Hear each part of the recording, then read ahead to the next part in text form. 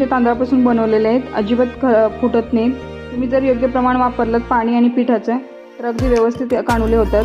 तर इथे तयार आहेत उकडीचे कानुले।